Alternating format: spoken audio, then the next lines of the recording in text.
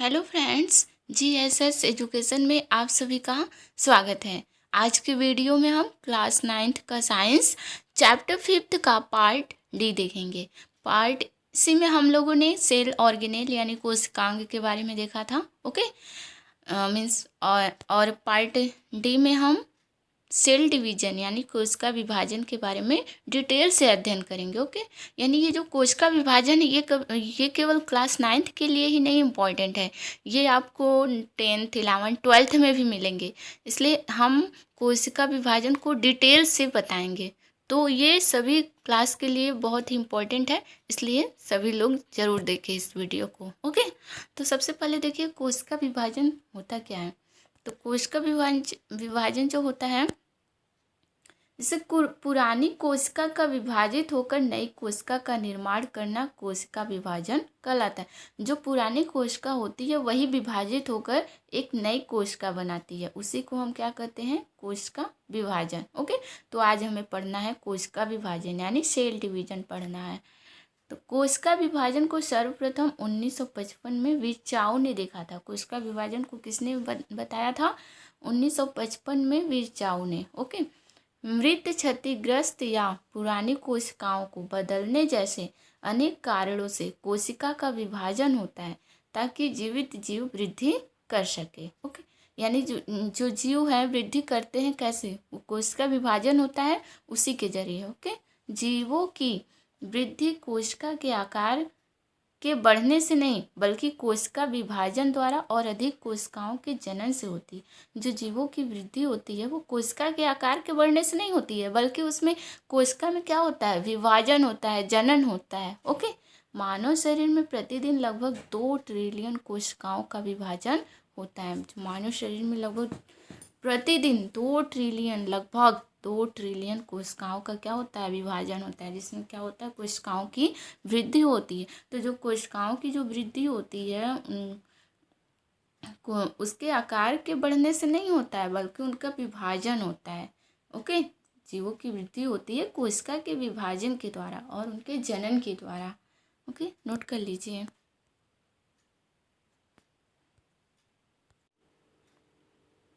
अब देखिए, कोशिका विभाजन में विभाजित होने वाली कोशिका को क्या कहते हैं, जनन कोशिका कहते हैं, जनक कोशिका।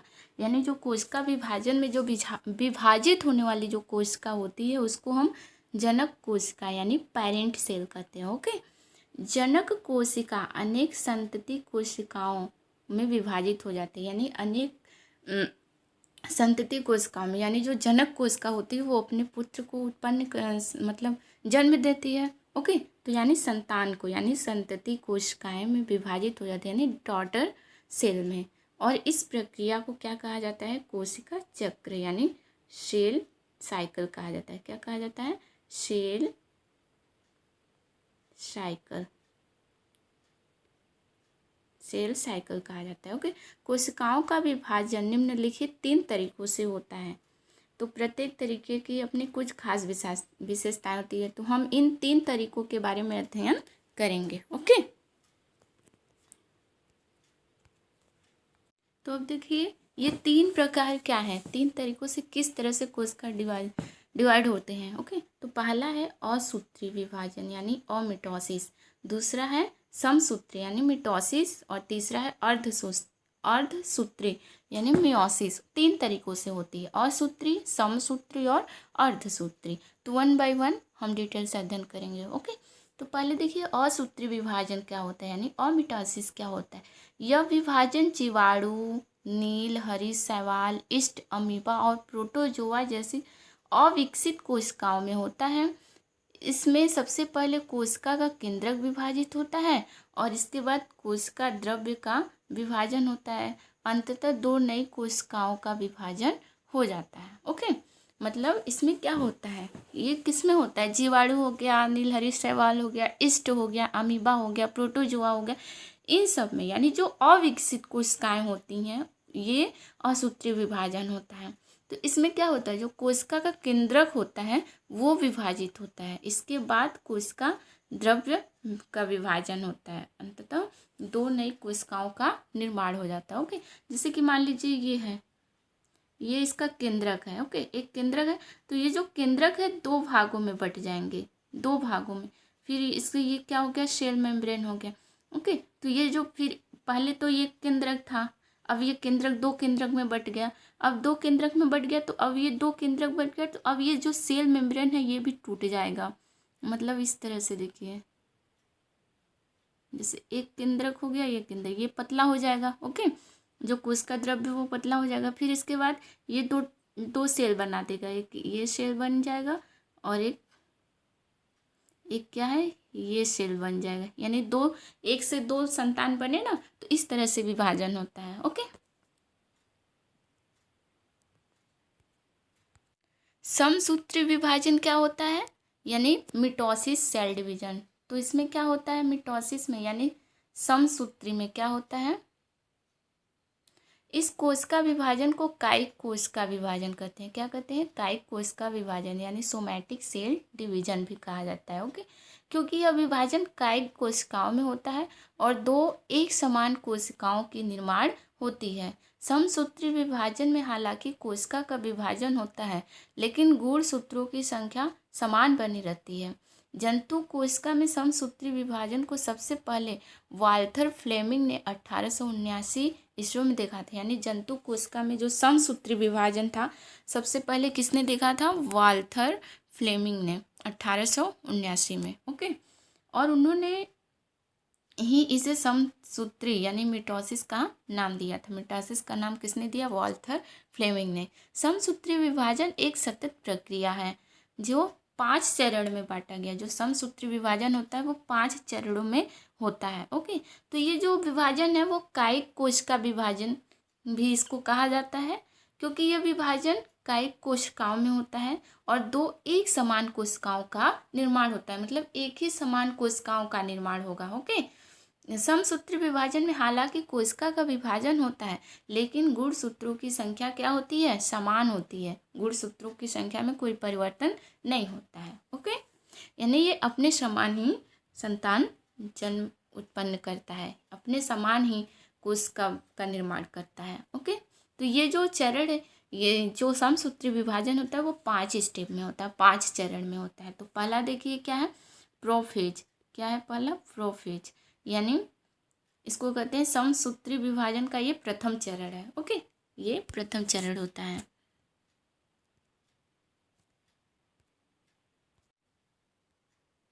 अब दूसरा देखिए क्या है, मेटाफेज। दूसरा है मेटाफेज, ये समसूत्री विभाजन का क्या है, दूसरा चरण है। ओके, तीसरा एनाफेज, ये तीसरा चरण है। चौथा टीलोफेज यानी चौथा चरण है। और साइटोकाइनेसिस समसूत्री का क्या है, ये 5वां चरण है। ओके, तो हम 1 बाय 1 इन सब के बारे में अध्ययन करेंगे। तो सबसे पहले देखिए प्रोफेज।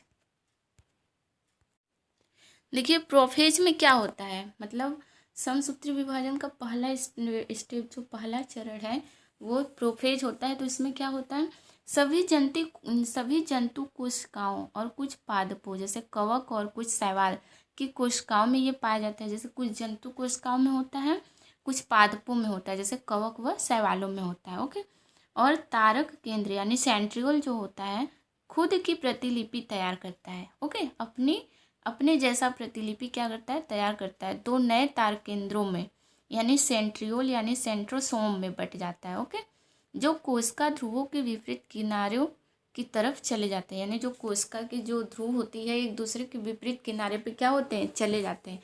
यानी जो तारक केंद्र होता है अपने जैसा प्रतिलिपि तैयार करता है और जो कोशिका ध्रुवों के विपरीत केंद्र की ओर चले जाते हैं, विपरीत किनारों में चले जाते हैं। ओके, जैसे कि ये देखिए, ये कोशिका है ना, तो ये एक ये ध्रुव हो गया, एक ये ध्रुव, तो एक इधर चला आता है और एक इधर चला आता है विपरीत ध्रुवों की ओर।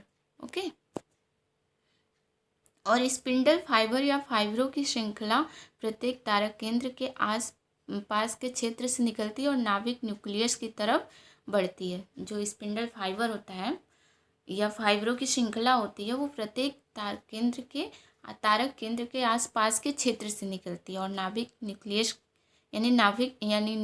की ओर बढ़ती है। ओके, फिर कवक और कुछ शैवाल को छोड़ दे तो स्पिंडल फाइबर बिना तारक केंद्र की उपस्थिति के विकसित हो जाता है। कवक और शैवाल को छोड़ के जो तारक केंद्र की जो स्पिंडल फाइबर होता है वो बिना तारक केंद्र की उपस्थिति से भी विकसित हो जाता है। मतलब तारक केंद्र भी नहीं रहेगा, उससे भी वो स्पिंडल फाइबर क्या होता है, विकसित होता है। ओके। जिन गुणसूत्रों की प्रतिलिपि बन चुकी है वे छोटे और मोटे हो जाते हैं। जिन गुणसूत्रों की प्रतिलिपि बन जाती है वो क्या होते हैं, छोटे और मोटे हो जाते हैं। और क्रोमैटिड प्रत्येक गुणसूत्र के प्रतिलिपि का आधा होता है। और जो क्रोमैटिड होता है वो प्रत्येक गुणसूत्र के प्रतिलिपि का क्या होता है, आधा होता है, जो सेंट्रोमियर से एक दूसरे से क्या होते हैं, जुड़े होते हैं। ओके। और बाद के प्रोफेज चरण में नाभिक और नाभिकीय झिल्ली विखंडित होने लगती है। और बाद के चरण में क्या होता है, बाद के प्रोफेज चरण में नाभिक यानी न्यूक्लियस जो होता है और न्यूक्लियस झिल्ली जो होता है वो क्या होता है, विखंडित होने लगती है। ओके।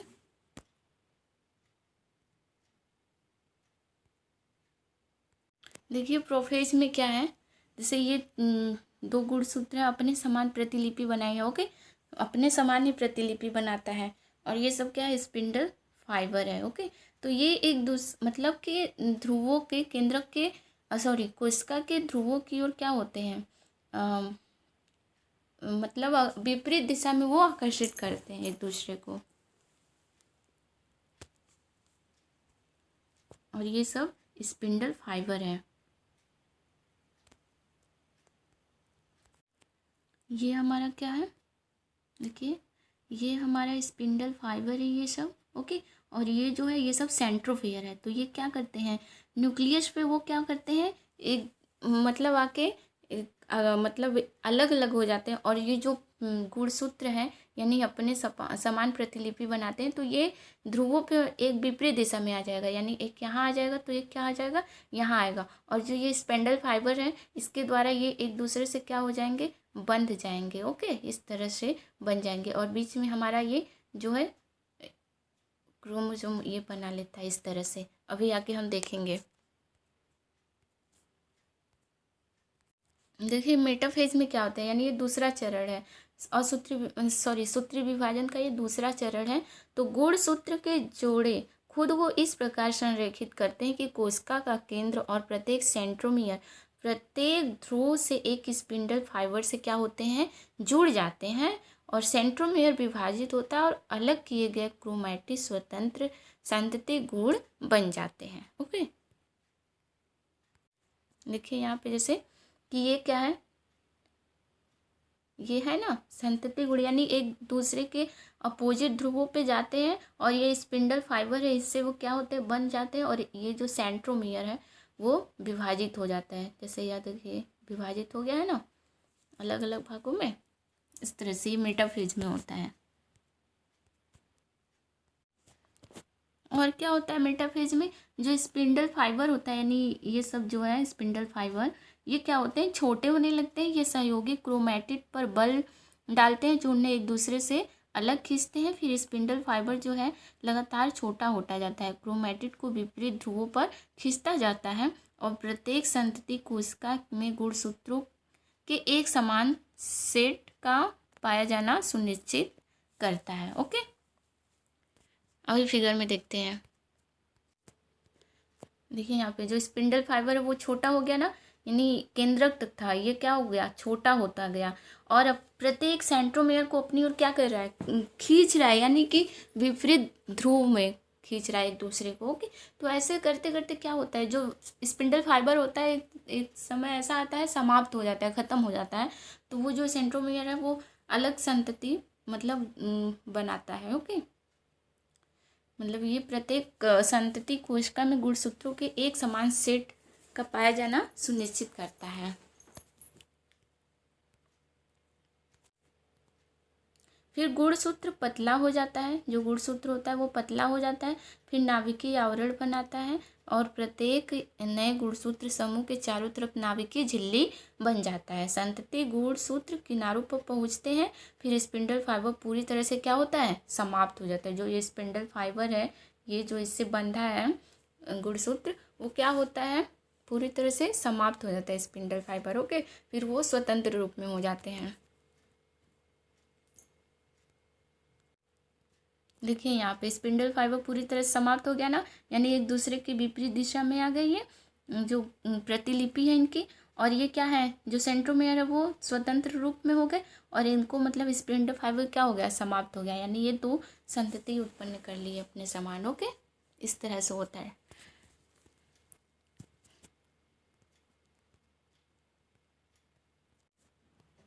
अब साइटोकाइनेसिस में क्या होता है, यानी साइटोकाइनेसिस में सेल डिवीजन का साइटोकाइनेसिस नाभिक के विभाजन के बाद कोश का द्रव्य विभाजित शुरू हो जाता है। मतलब जब न्यूक्लियस का विभाजन हो जाता है उसके बाद कोश का द्रव्य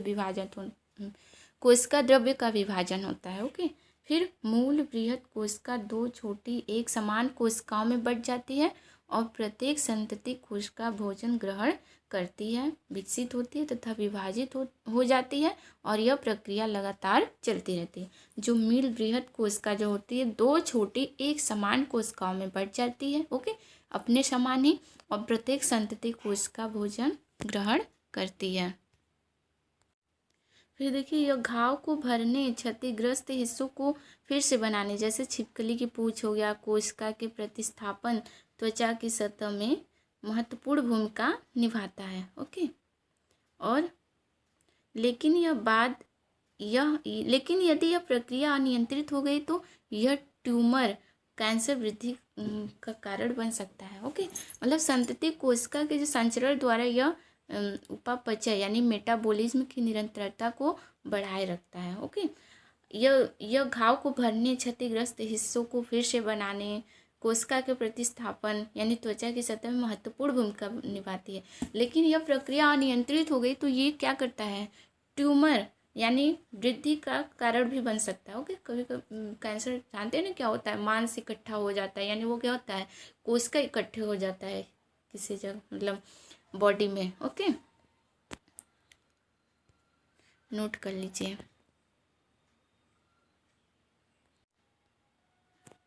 समसूत्री विभाजन में यह सुनिश्चित किया जाता है कि दो संतति कोशिकाओं में समान संख्या में गुणसूत्र हो और इसलिए इसे जनक कोशिका के समान गुण ही पाए जाते हैं। इसमें जनक कोशिका के समान गुण ही पाए जाते हैं, यानी कि जो माता में होगा वही क्या होता है, संतान में भी गुण होते हैं। ओके, यानी अपने समान उत्पन्न करता है कोशिका समसूत्री विभाजन में। ओके, तो यहाँ पे देखिए हैप्लॉइड और डिप्लॉइड क्या होता है।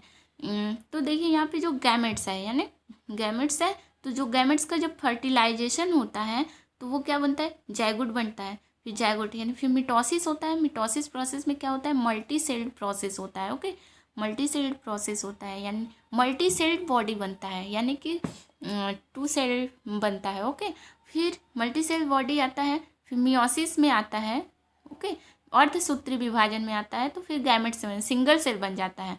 तो हैप्लॉइड में सिंगल सेल होता है और डिप्लॉइड में क्या होता है, डबल सेल होता है। ओके, तो यही होता है हैप्लॉइड और डिप्लॉइड। तो ये आपका प्रोसेस है, इसको नोट कर लीजिए, इंपॉर्टेंट है ये।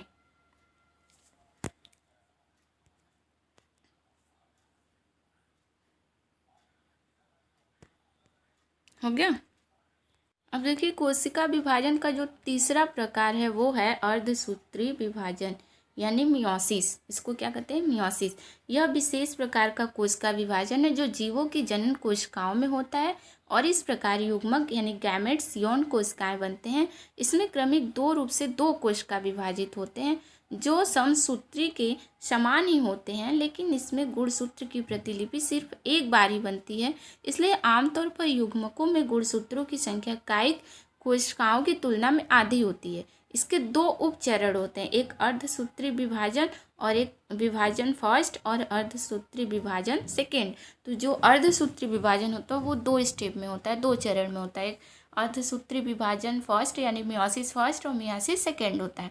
तो ये विशेष प्रकार के कोश का विभाजन होता है जो जीवों की जनन कोशिकाओं में होता है और यह इस प्रकार की युग्मक यानी गैमेट्स बनाता है जो इसमें क्रमिक रूप से दो कोशिका विभाजन होते हैं जो समसूत्री के समान ही होते हैं, लेकिन इसमें गुणसूत्र की प्रतिलिपि सिर्फ एक बार बनती है। जो समसूत्री होता है, मिटोसिस में क्या था कि गुणसूत्र की जो प्रतिलिपि थी वो 2 बार बनती थी, इसीलिए वो डिप्लॉइड सेल हो गया। और मियोसिस में क्या है, यानी अर्धसूत्री विभाजन में है, गुणसूत्र की प्रतिलिपि केवल एक बार ही बनती है। ओके, तो आमतौर पर युग्मकों में गुणसूत्रों की संख्या कायिक कोशिकाओं की तुलना में क्या होती है, आधी होती है। गुणसूत्रों की तुलना कायिक कोशिकाओं में आधी होती है, इसलिए इसको अर्धसूत्री विभाजन कहते हैं। तो इसके 2 चरण हैं, मियोसिस फर्स्ट और मियोसिस सेकेंड।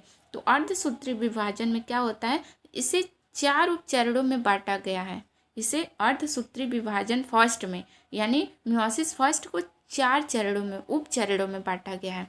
कौन कौन सा है, prophase first, metaphase first, anaphase first और टेलोफेज फर्स्ट। ओके, तो 1 बाय 1 अध्ययन करेंगे, नोट कर लीजिए।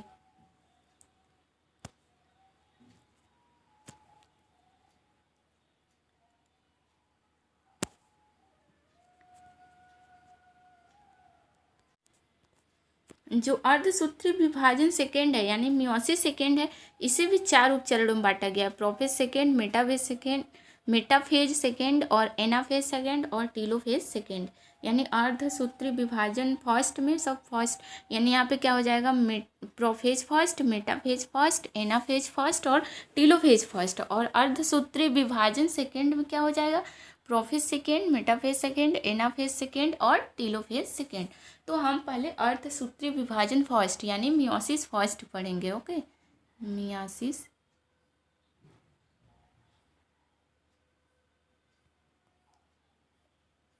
मियोसिस फर्स्ट पढ़ेंगे। तो देखिए, प्रोफेज फर्स्ट क्या है, अर्धसूत्री विभाजन की ज़्यादातर महत्वपूर्ण क्रियाएं प्रोफेज फर्स्ट के दौरान होती है। गुणसूत्र सघन होते हैं, जो गुणसूत्र होते हैं वो सघन हो जाते हैं और दिखाई देने लगते हैं। ओके, मतलब घना हो जाते हैं और दिखाई देने लगते हैं। तारक केंद्र बनते हैं और ध्रुवों की तरफ बढ़ते हैं। इसमें क्या होते हैं, तारक केंद्र क्या होते हैं, बनते हैं और ध्रुवों की तरफ बढ़ते हैं। ओके, नोट कर लीजिए। और नाभिकीय झिल्ली समाप्त होने लगती है। ओके, जो केंद्रक झिल्ली होती है वो क्या होती है, समाप्त होने लगती है। सजाती यानी होमोलॉगस गुणसूत्र युग्मित होकर टेट्रायड बनाते हैं और प्रत्येक टेट्रायड में 4 क्रोमैटिड होते हैं। ओके, क्रॉसिंग ओवर प्रक्रिया द्वारा सजाती गुणसूत्रों में आनुवंशिक सामग्री का विनिमय होगा, जो कि 4 अनोखे क्रोमैटिड बनाकर आनुवंशिक विविधता में वृद्धि करती है। फिगर में देखते हैं, हम फिगर समझते हैं। देखिए यहाँ पे ये क्या है, क्रोमैटिड है। प्रत्येक टेट्रायड में 4 क्रोमैटिड होते हैं, है ना, 4 क्रोमैटिड। ओके, तो और ये क्या है, गुणसूत्र क्या होते हैं, सघन होने लगते हैं और विपरीत दिशा में यानी ध्रुवों की ओर क्या होते हैं, बढ़ने लगते हैं। ओके, मेटाफेज फर्स्ट में देखिए क्या होता है, तारक केंद्र में सूक्ष्म नलिकाएं यानी माइक्रो ट्यूब्यूल्स विकसित होगी और सेंट्रोमियर से जुड़ जाएगी, जहां टेट्रायड कोशिका के मध्य रेखा पर उससे मिलेगा। ओके, जो तारक केंद्र में सूक्ष्म नलिकाएं होती हैं, माइक्रोट्यूब्यूल्स विकसित होती है और सेंट्रोमियर से जुड़ जाती है, जहां टेट्रायड कोशिका के मध्य रेखा पर मिलता है। ओके, और एनाफेज फर्स्ट में क्या होता है, सेंट्रोमियर विखंडित हो जाएगा, साइटोकाइनेसिस शुरू होगा और सजाती गुणसूत्र अलग हो जाएंगे, लेकिन सहयोगी क्रोमैटिड्स, सिस्टर क्रोमैटिड्स अभी भी जुड़े रहते हैं। ओके,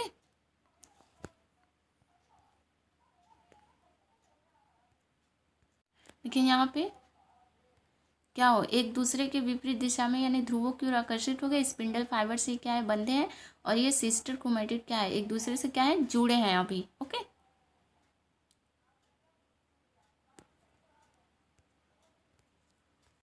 अब गुणसूत्र की प्रजातियों पर निर्भर करता है, गुणसूत्र की प्रजातियों पर निर्भर करता है। तो जो पतले हो सकते हैं, 2 अगुणित यानी हैप्लॉइड संतति कोशिकाओं के निर्माण द्वारा साइटोकाइनेसिस पूरा होता है। ओके, तो अब देखिए ये जो गुणसूत्र वो है वो क्या हो गए, यानी स्पिंडल फाइबर के से जो बंधा था वो क्या हो गए, फ्री हो गए यानी स्वतंत्र हो गए।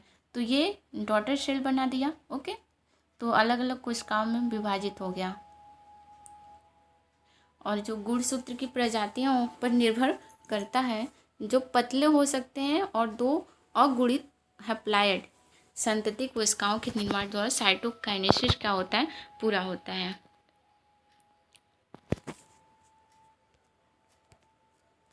अब अर्धसूत्री विभाजन सेकेंड देखेंगे, यानी मियोसिस सेकेंड में क्या होता है। तो मियोसिस सेकेंड का पहला स्टेप है प्रोफेज सेकेंड। तो प्रोफेज सेकेंड में क्या होता है, नाभिकीय झिल्ली लुप्त हो जाती है, तारक केंद्र बनते हैं, ध्रुवों की तरफ बढ़ने लगते हैं। देखिए जो नाभिकीय झिल्ली है वो क्या हो गई, लुप्त हो गई है, और तारक केंद्र जो होते हैं ध्रुवों की तरफ क्या होते हैं, बढ़ने लगते हैं। ओके, फिगर में देखिए ध्रुवों की तरफ एक दूसरे से अपोजिट, मतलब एक दूसरे को खींचने लगते हैं। तो ये जो स्पिंडल फाइबर से बंधे होते हैं वो क्या होते हैं, स्वतंत्र रूप से हो जाते हैं। मेटाफेज सेकेंड में देखिए क्या होता है। मेटाफेज सूक्ष्म नलिकाएं सेंट्रोमियर पर जुड़ जाती है और तारक केंद्र से बढ़ती है और सहयोगी क्रोमैटिड कोशिका की मध्य रेखा के साथ जुड़ जाती है। मेटाफेज सेकेंड में क्या होती है, सूक्ष्म नलिकाएं सेंट्रोमियर पर क्या होती है, जुड़ जाती है। ओके, और तारक केंद्र से क्या होती है, बढ़ती है और सहयोगी क्रोमैटिड कोशिका की मध्य रेखा के साथ जुड़ जाती है। जो क्रोमैटिड सहयोगी क्रोमैटिड होती है वो कोशिका के मध्य रेखा के साथ क्या होती है, जुड़ जाती है। यानी देखिए ये मध्य रेखा से जुड़ी है ना, यही बन के 2 बन जाएगा। ओके, अगर ये स्पिंडल फाइबर है, ये क्या होता है, जब छोटा होता जाता है। ओके, यानी सूक्ष्म नलिकाएं सेंट्रोमियर पे क्या होती है, जुड़ जाती है। जो सूक्ष्म नलिकाएं होती है वो सेंट्रोमियर पे जुड़ जाती है और तारक केंद्र से बढ़ती है और सहयोगी क्रोमैटिड कोशिका की मध्य रेखा के साथ जुड़ जाती है। देखिए अब साइटोकाइनेसिस शुरू होता है।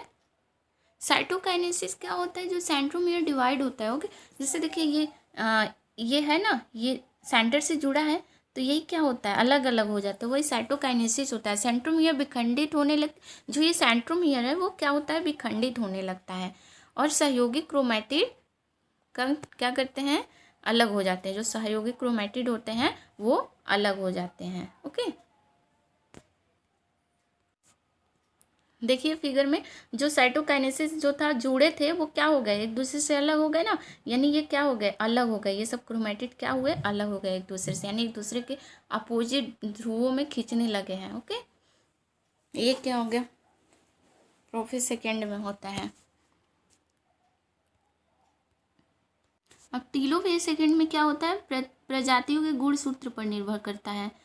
जो पतले हो सकते हैं, तो 4 अगुणित संतति कोशिकाओं के निर्माण द्वारा साइटोकाइनेसिस पूरा होता है। ओके, जो प्रजातियों का गुणसूत्र होता है उस पर निर्भर करता है, गुणसूत्र कैसा होता है, तो पतला होता है और 4 अगुणित यानी हैप्लॉइड संतति कोशिकाओं का निर्माण करता है। देखिए अब यहाँ पे जो 2 था ये क्या हो गया, हैप्लॉइड हो गया, सिंगल सेल बन गया। ओके,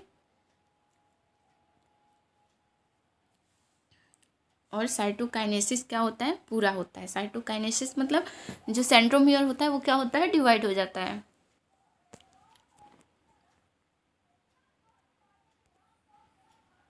अब देखिए जो समसूत्री विभाजन और अर्धसूत्री विभाजन में डिफरेंस क्या है।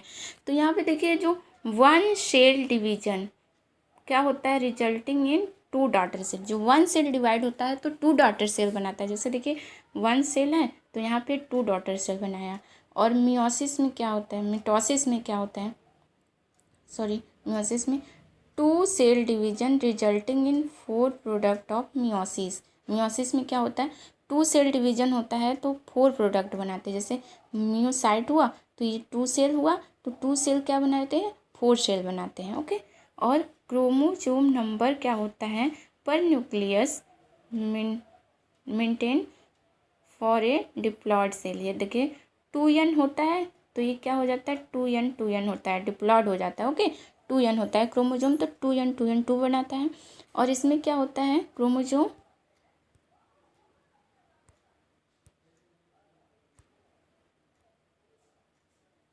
देखिए क्रोमोसोम नंबर क्या होता है, haploid in the product of meiosis. इसमें हैप्लॉइड ही होता है। जैसे 2n होता है तो उसमें क्रोमोसोम नंबर क्या हो जाएगा, n हो जाता है। जैसे देखिए 2n n n सब में हो जाता है। तो यहाँ पे हैप्लॉइड होता है मियोसिस में, और मिटोसिस में क्या होता है, डिप्लॉइड होता है। ओके, तो 2n होता है क्रोमोसोम, तो 2n दो बनाएगा। जैसे देखिए डॉटर सेल में भी 2n ही रहेगा, लेकिन इसमें क्या होता है, डॉटर सेल में n हैप्लॉइड हो जाता है, 2n से n हो जाता है। और क्या होता है, 1 पर मियोटिक क्या होता है, एस फेज, इस फेज में, और डिवीजन